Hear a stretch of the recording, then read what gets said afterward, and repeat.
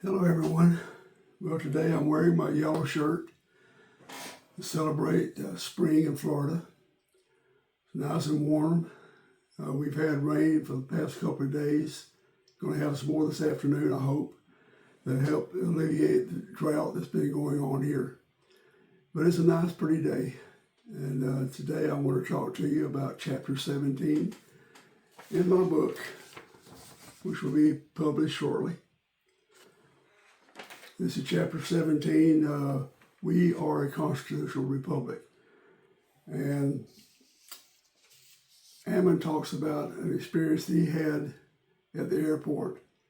And we'll get into that in just a minute. But I'm going to read a little bit from the book.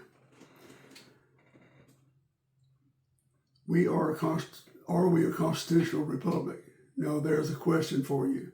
How important is this question of the relevance of the Constitution of the United States to life in America today? To you. Not some academic contemplation here, my dear readers. This question poses a real and present issue and exposes a real and present danger to your life, liberty, and pursuit of happiness. Do you hold dear your life, your liberty, your pursuit of your own happiness? Well, let's look at one of the side outcomes of the underlying constitutionality that led to the Bundy BLM cattle grazing public land ownership and public land use rights experience. This is important in our discussion because cattle grazing, the legitimacy of federal land ownership and land use rights issues aside, this is one of the things that really could happen to you.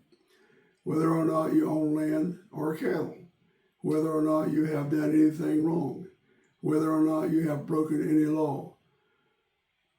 Domestic terrorism, domestic terrorist. It seems anyone can be declared a domestic terrorist and sentenced to a lifetime of scrutiny and harassment by the executive branch of the federal government these days. According to the American Civil Liberties Union, ACLU, thanks to the USA Patriot Act of 2001, there is no court hearing or any due process. You are declared a domestic terrorist and are added to the no-fly list indefinitely by a simple phone call from someone with power or influence. Only a small number of people on this list are connected to known terrorist groups, but being on it means you're in notable company. For instance, Alvin and the Chipmunks are also included on this carefully maintained federal government list. It's a very notorious group to be part of. So if you're a part of that, you should be proud. The late Nevada Senator Harry Reid called the Bundy men domestic terrorists on national television, and so they have been branded. Shortly afterwards, and in contrast to his fellow Nevada senators' characterizations, Senator Dean Heller, Republican, Nevada, said of the Bundy supporters in a television interview, "These people are patriots." Sadly, however, after the protest, Senator Heller revealed his lack of knowledge of the details of the Bundy case in full by saying that Bundy should pay the $1 million he allegedly owed in grazing fees.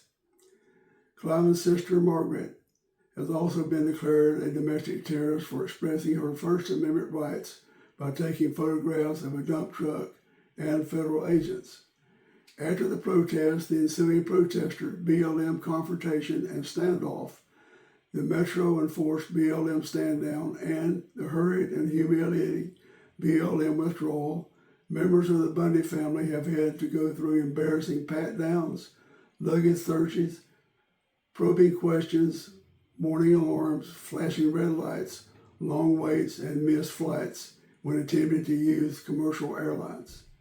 They are searched and interrogated by the federal government's Transportation Security Administration, or TSA, when trying to board their flights. Frequently searched and interviewed multiple times with the same flight, sometimes by the same agents. This is one type of behavior which is pure harassment, available to a petulant federal government under current law. Another would be a non-volunteer and anonymous stretch at Guantanamo Bay Prison, thanks to the USA Patriot Act. Here's what Harry Reid said about the patriots who joined the protest. Hundreds came from all over. They had sniper rifles on the freeway, assault weapons, and automatic weapons. These people who hold themselves out to be patriots are not. They are nothing more than domestic terrorists, close quote. After Senator Reid made those comments, Ammon appeared on Hannity and had some sharp words to say about the senator. Ammon suspects Senator Reid's comments had to do with the Bundys being labeled domestic terrorists.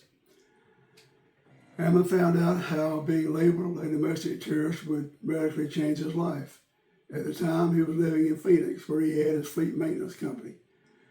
To conduct business, he had to fly several times a week. Ammon first found out that he was on the no-fly list when he couldn't print his boarding pass from his computer for a trip to Las Vegas. Ammon explained, I couldn't print my boarding pass at home like I normally could, but I had to get it at the ticket counter. When the boarding pass was printed, it had the letters SSSS on it. At the first checkout in Phoenix, the agent saw the SSSS on my boarding pass, stopped the line, and called for a supervising agent to come.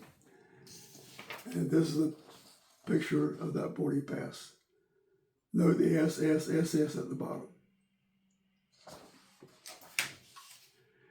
After a few minutes, a level 2 agent confiscated my belongings, watched me while I took everything off but my pants, shirt, and socks, and escorted me through the security checkpoint and over to an undisclosed location. They began to go through my belongings, pulling them out of the bags and inspecting each item. Another agent began to frisk me, patting every part of my body, both front and back. He also took his hands and stuck them down my waistline, checking the entire waistline. Every time they do this, I feel violated. I was primarily silent until the level 3 agent said he was going to confiscate my phone. It was not charged and would not turn on during the inspection.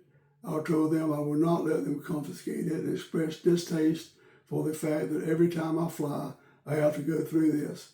I informed him that I had been put on some terrorist list for standing for what is right. The level 3 agent seemed surprised and looked at my boarding pass. Reading my name, he pulled his head back and said, "Oh." Well, I'll go into great detail of what happened. And it's really a shame that it did happen. It still has today. The Bundy family and many of those that were protesters are on the no-fly list. They can't fly anywhere without having to go through all this every time, and most of the time they don't get to fly. But anyway, I'll talk more about it. It's in chapter 17, and have a good day. Talk to you later.